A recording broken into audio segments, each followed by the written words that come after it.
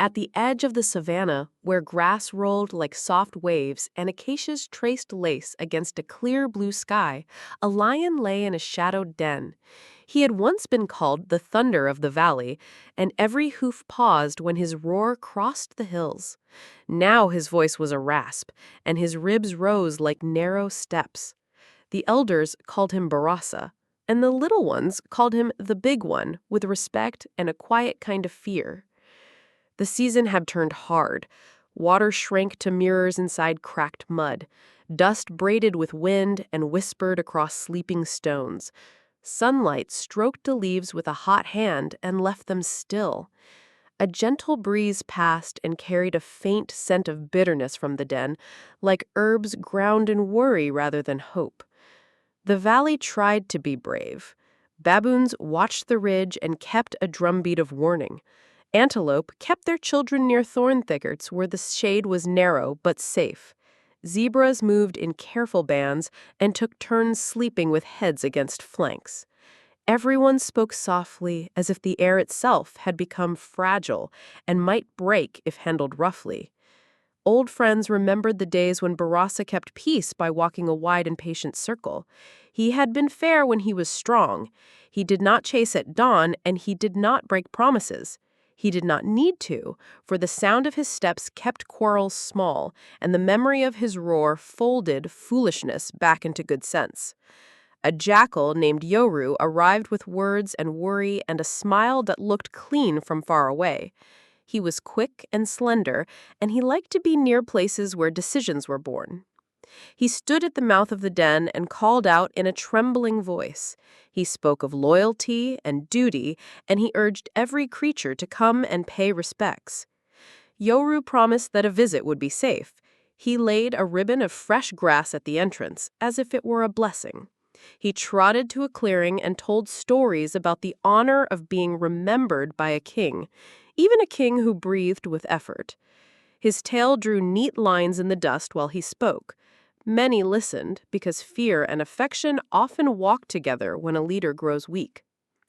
They came one by one.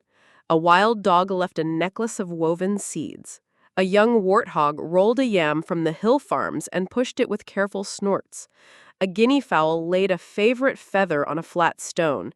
It felt polite to enter alone, and the mouth of the den seemed too narrow for a crowd. Hoofs and paws wrote a single sentence in the dust. It ended at the dark, and there was no answer written back. A jackal named Sable saw the track when the day leaned toward evening and the sky learned a softer blue. Her coat looked like dark rain and bright fire spun together in fine threads. She kept her voice calm and her eyes open, and she was faithful to the small ones who shared the same moon. She heard a cough from the den, a low sound like a drum left in the sun. She watched the entrance and felt her heart beat with worry and hope. She was not eager to doubt a sick creature. She was also not eager to lose another neighbor. She walked to the edge of the mouth and breathed the cool of the stone. The smell of herbs and the smell of old meat knotted together and tugged at her thoughts. Sable set a tiny feather on the ground where a breath would make it dance. She drew a thin crescent of pale dust just inside the entrance where a paw would brush it. She looked up and saw Yoru speaking gently to guinea fowl and hyrax. He spoke of kindness as a duty. He said that a brave heart takes one careful step, and then another, and then a last step into the shadow with a smile. She listened to the tall grass as it leaned and sighed. She thought of the little ones, and she thought of the old friends who had no speed to spare. She asked a tiny shrew to wait at a safe distance and repeat any call she might make. She asked a glossy starling to circle overhead and note if anyone left the den while she watched. She called to Barasa and offered greetings in a voice like water poured slowly. The lion answered late, like thunder arriving after distant lightning. He said his bones hurt and his eyes were not used to light. He asked her to come closer so he could hear better. He said he missed the smell of grass on a friend's fur and the sound of voices that promised better days. Sable kept her feet where the light still touched them and let the cool reach her whiskers. She asked if there was anything he needed that could be brought to the mouth. He said only a friend who stepped near could help him. He asked for a shoulder to rest his head on. He promised to try to come out if he could lean on someone who would not be afraid. She asked about the visitors she had seen. She said she would carry their greetings back to their families so the valley could rest easier. He told her they had come and their kindness had made him feel less alone. He said they had already left by a path she could not see, because the den had a second door at the back, hidden by an old bend. He described a grove where the oldest stones stood like sleepy elephants drinking shadow. His words were smooth and a gentle breeze passed, but the feather at Sable's paws did not stir. The thin crescent of dust also held steady, like a drawn breath that refused to leave the chest. Something in her chest tightened, like a knot that had not known it was a knot until that moment. Sable stepped back and studied the ground.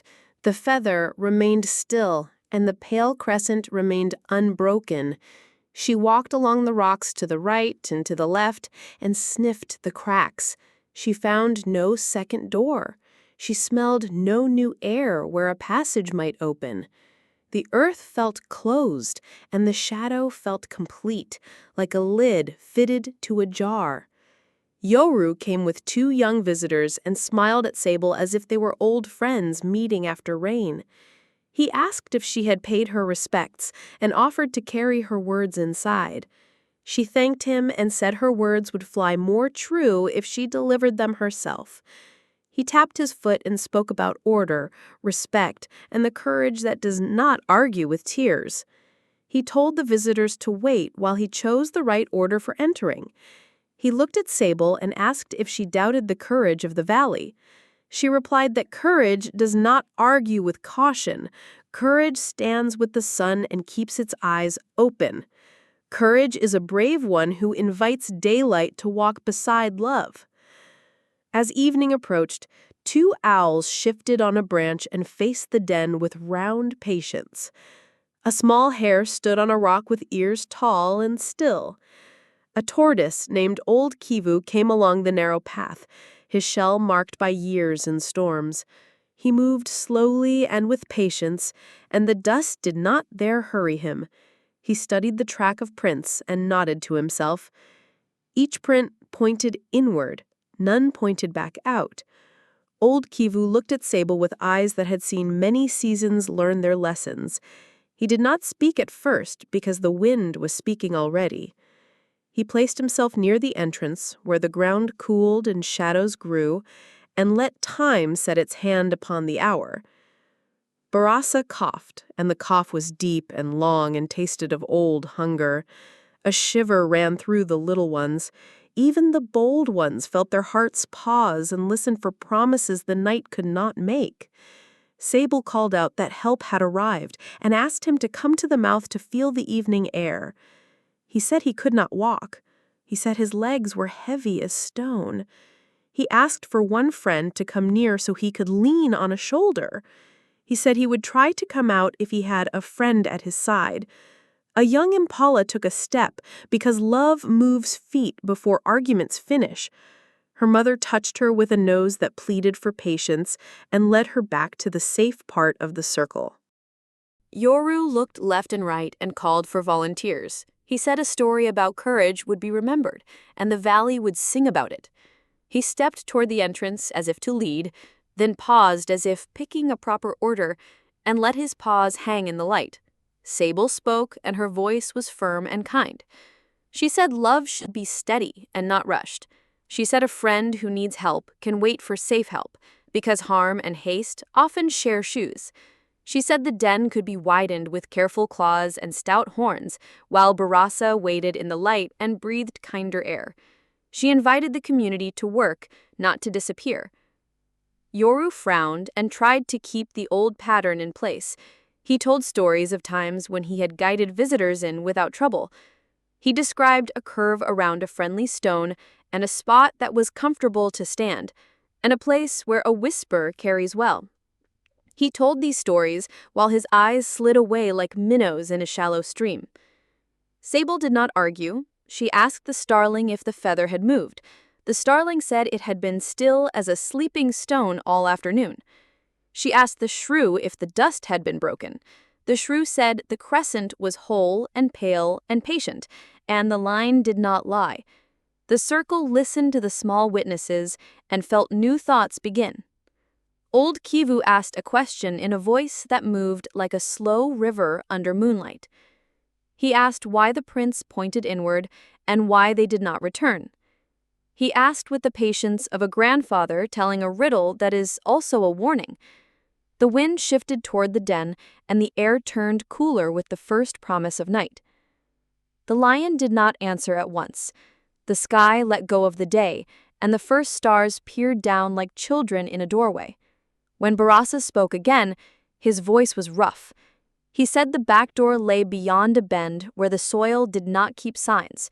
He said the stones there drank tracks like thirsty mouths. He said trust was a debt the valley owed to a king who had once been strong and fair. Sable felt a quiet sadness move through her like water seeking its level. Hope still lived in her, but it wore armor made of care.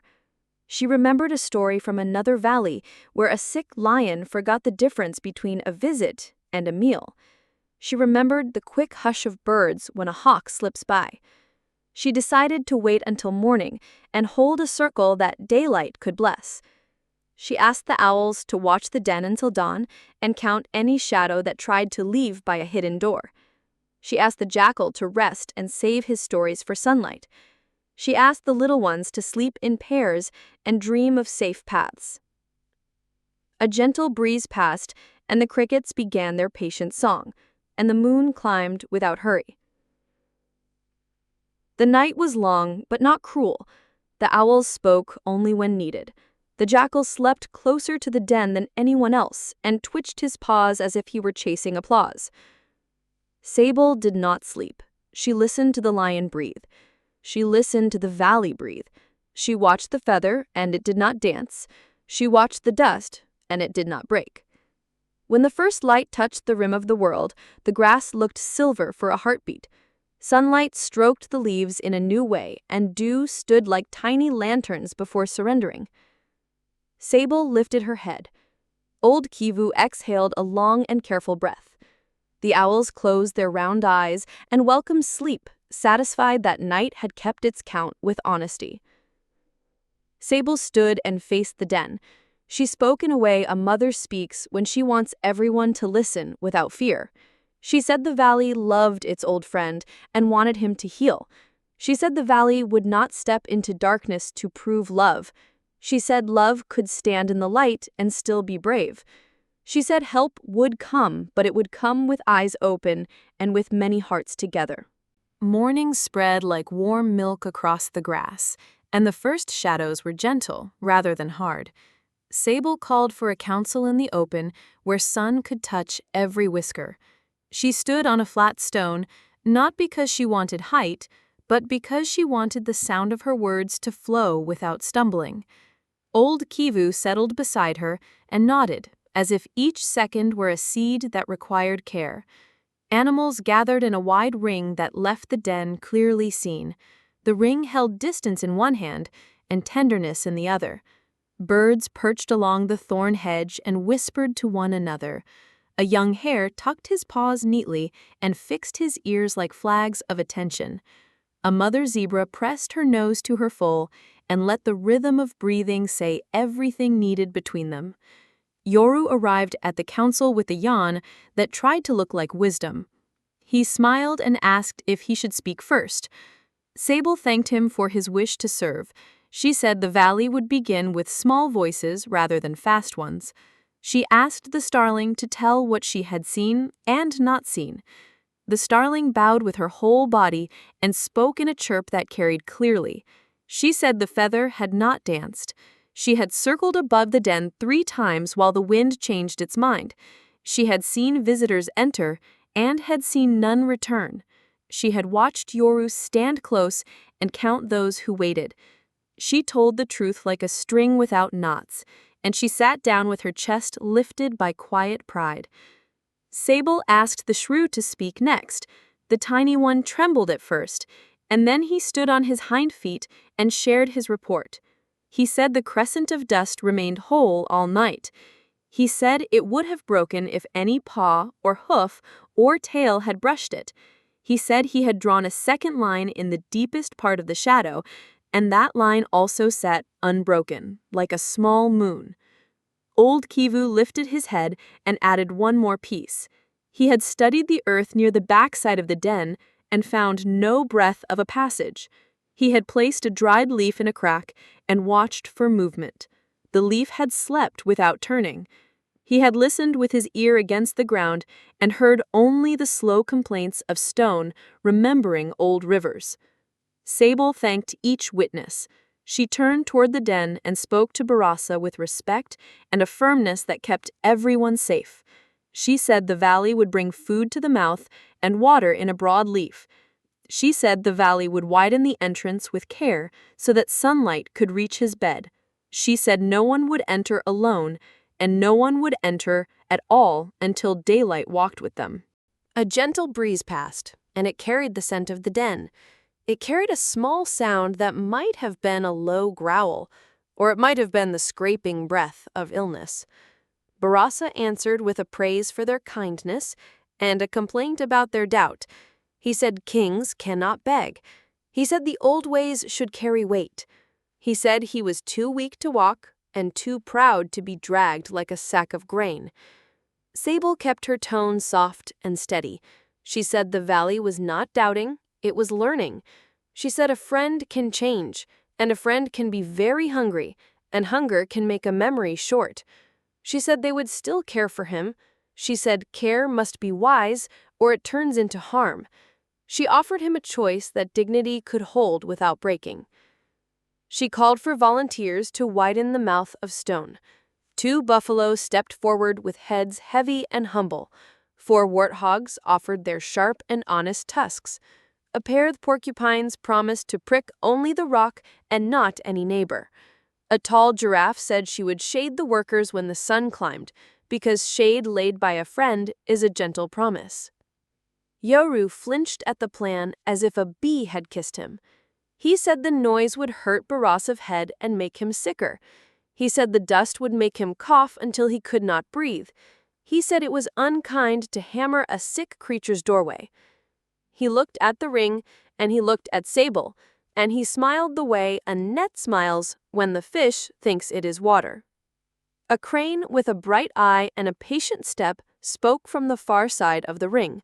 She was called Heron by the river children, though she was a crane, and she did not mind the name because it was given with affection. She said a narrow mouth is dangerous for all. She said a broad mouth lets fresh air enter and old air leave.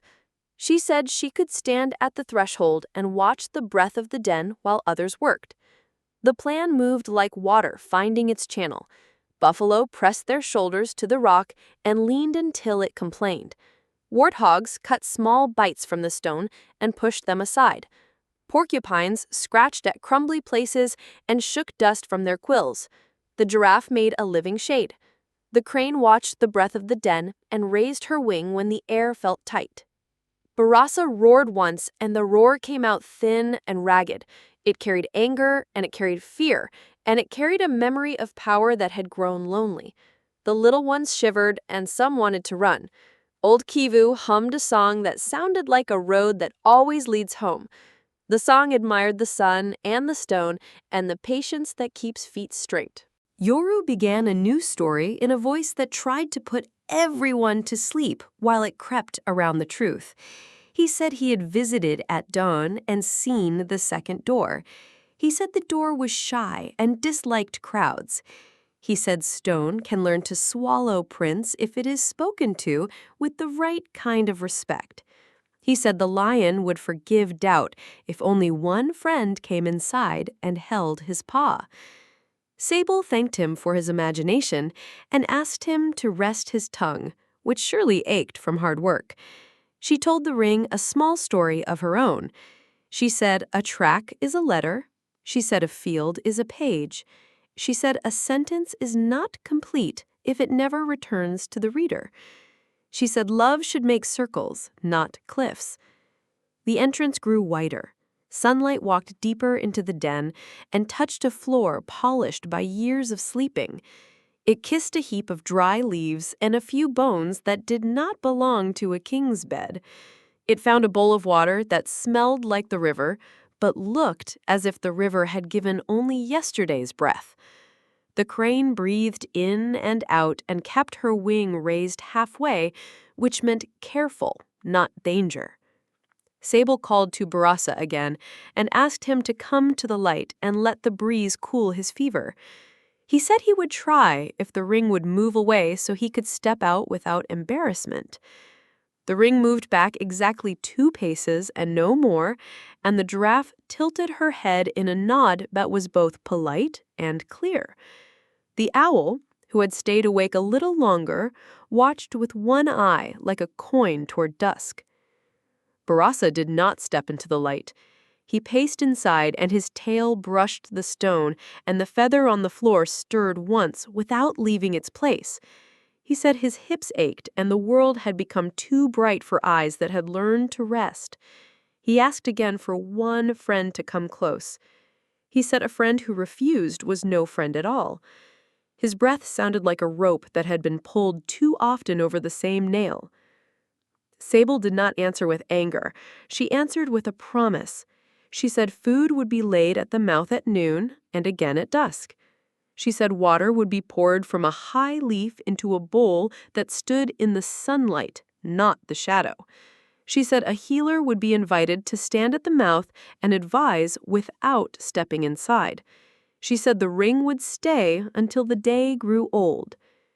The healer was a honey badger named Moyo, small and brave, with eyes that never blinked longer than needed.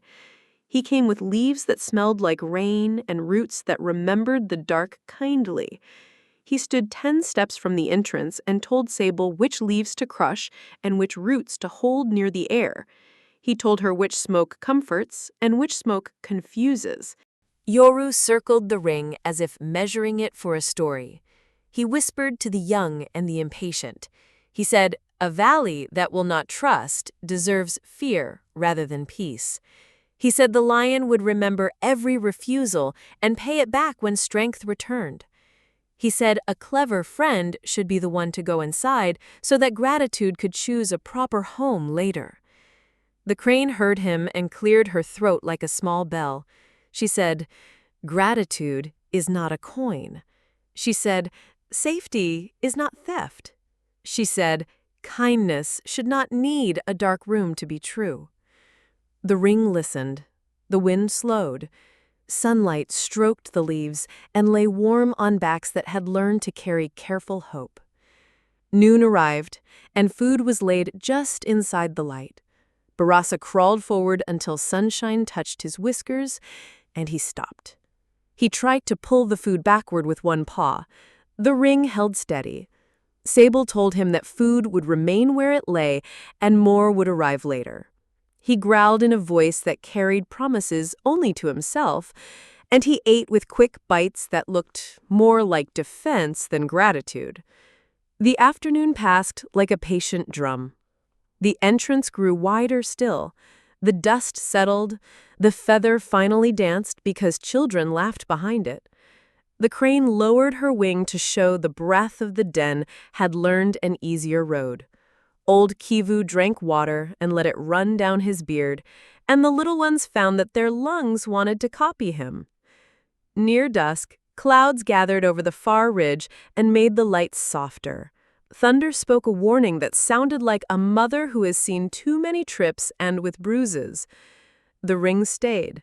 Yoru slipped away and returned with news that the river would swell after night. Sable thanked him and asked him to draw a line where water might reach. He drew a line higher than needed because fear likes to make room for itself. The first stars appeared and watched the work with quiet interest. Dusk turned the den mouth into a bronze coin. Sable asked Barasa once more to step out. He said his jaw hurt and his legs would not obey. He said he would try tomorrow if the ring would leave him to rest and trust. The ring did not leave. The crane settled to one leg. The giraffe sighed. Old Kivu began a second song that sounded like a road that never forgets your name. Rain found the valley after dark and wrote silver lines across the grass. The river climbed its banks and sent whispers toward the mouth of the den. The ring moved back 2 more paces and lifted food to a higher stone. Sable stood near the entrance and felt the cool, damp kiss her paws. A gentle breeze passed and smelled clean. The night spoke a turning word. Before dawn, the rain paused and let the clouds catch their breath. Water gathered in the shallow pool near the entrance and reflected the thin moon like a coin on a plate. Frogs tested their voices and built a simple song. The ring drowsed without leaving. Sable watched the pool rise by the width of a small leaf and then by the width of a slender claw. When the first light came, it pushed a silver path across the water and into the den. Barasa stepped back from the shine and made a sound between a groan and a growl. Sable called to him with steady kindness. She said the water would not wait for fear. She said the safest place for a sick body was in the light, with many gentle eyes and many careful hands ready. The pool crept forward like a guest who hopes not to be noticed. It touched the feather and carried it sideways. It brushed the pale dust and blurred the crescent into a pale smile. It found the bowl that had once smelled like yesterday's river and lifted it, and the bowl bumped against Barasa's paw.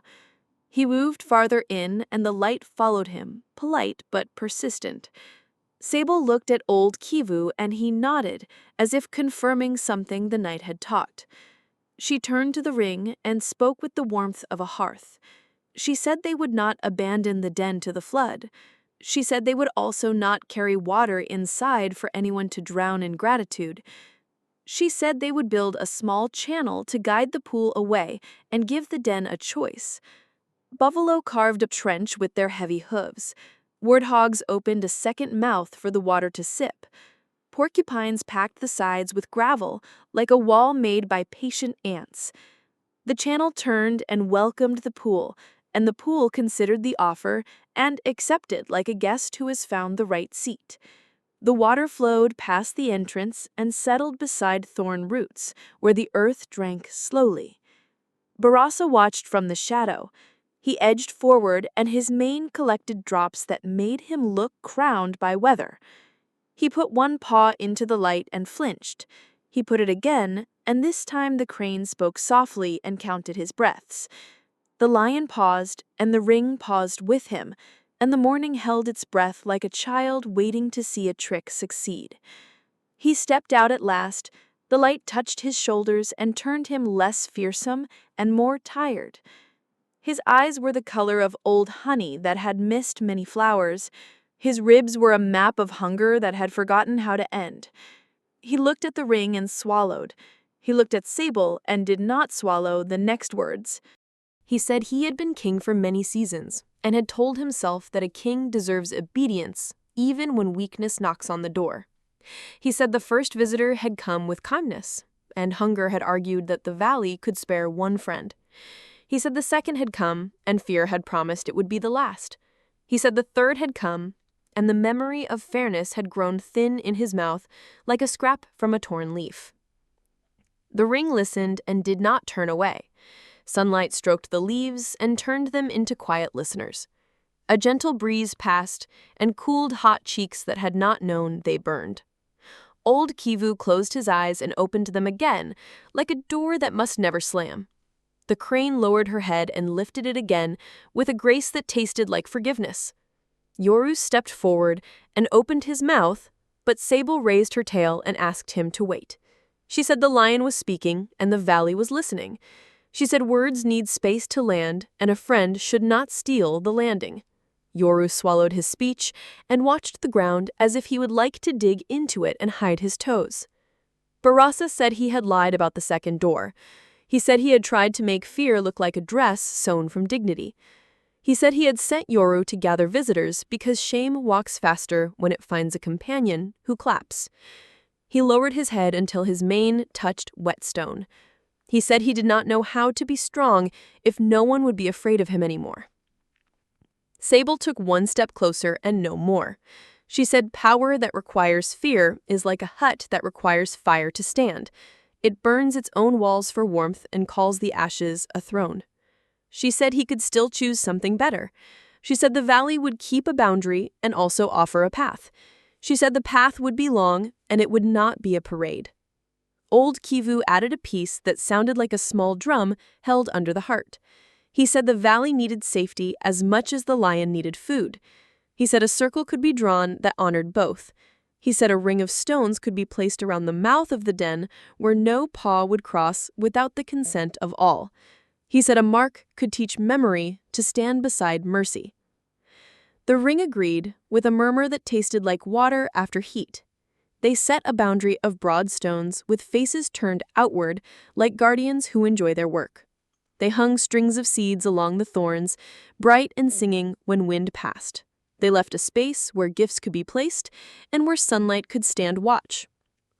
They agreed that no one would enter the den and the lion would not leave the circle without the ring's welcome. Sable asked Yoro to sit beside her in the shade and listen. He tried to make a joke about shade and truth, but the joke fell from his mouth like a dried leaf that had lost its tree. She told him he had used fear like a drum to gather footsteps. She told him he had forgotten that courage walks best in daylight. She told him to rest his tongue until it remembered how to carry water instead of smoke. The crane offered work for her beak. She would clean old wounds and pick burrs from the mane if the lion stood in the light and stayed still. Moyo the healer ground leaves with a stone and whispered recipes to the breeze. Buffalo brought water in a hollowed gourd carried by careful teeth. Warthogs rolled roots nearer so the lion could chew and fight the ache inside his bones. Barasa stood in the light and let others tend him without stepping into shadow. It hurt his pride at first, because pride likes closed rooms and applause that echoes. Then the sun warmed him and the breath of wind learned his name again. He watched the ring work like a single creature with many hands. He swallowed tears when he remembered the ones who had not returned. He asked Sable to make a mark upon the earth that the ring could accept. He pushed a stone into place with his head and let it rest there. He touched the ground with his paw and held it until his weight made a print that did not point inward. He asked Sable to set a small stick in that print. She did, and the stick stood like a thin tree that means promise rather than threat. Day followed day. The entrance stayed wide, and the light learned the den by heart.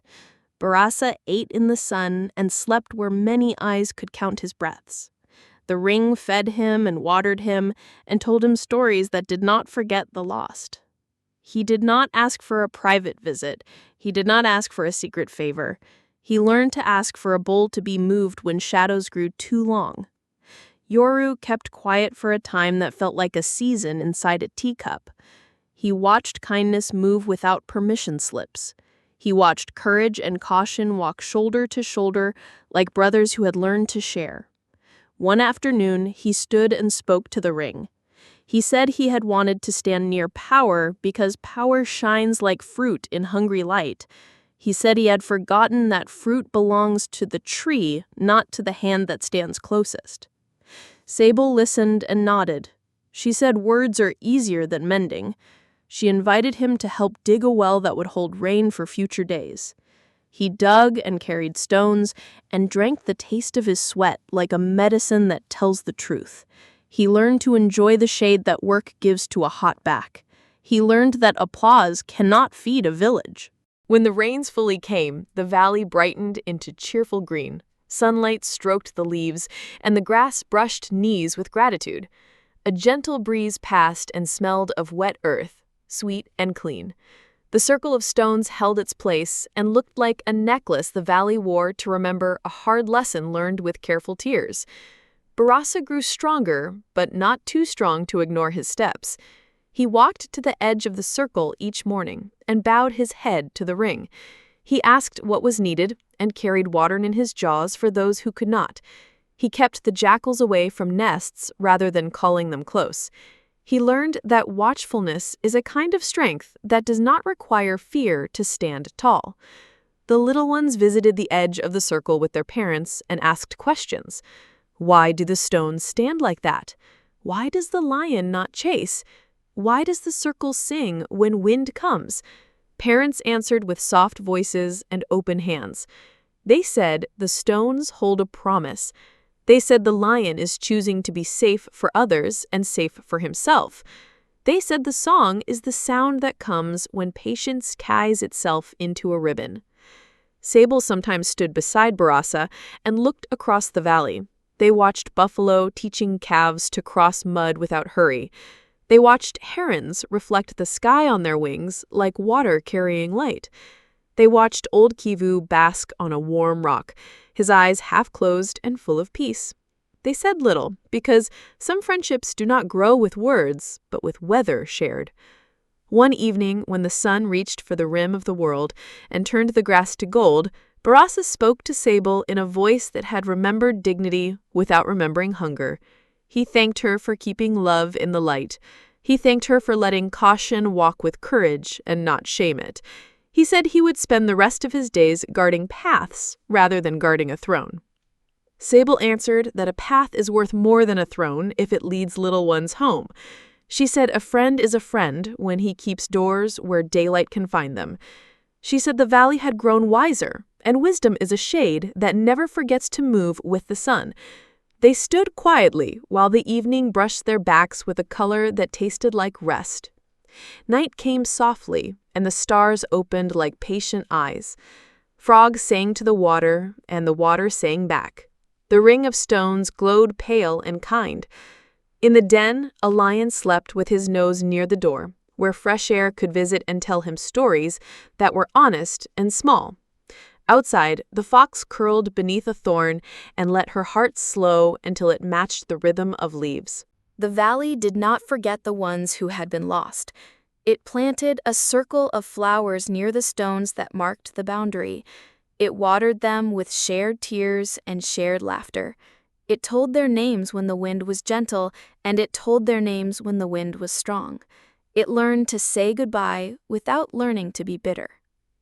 Seasons turned like pages turned by careful hands. There were dry days and green days and gray days.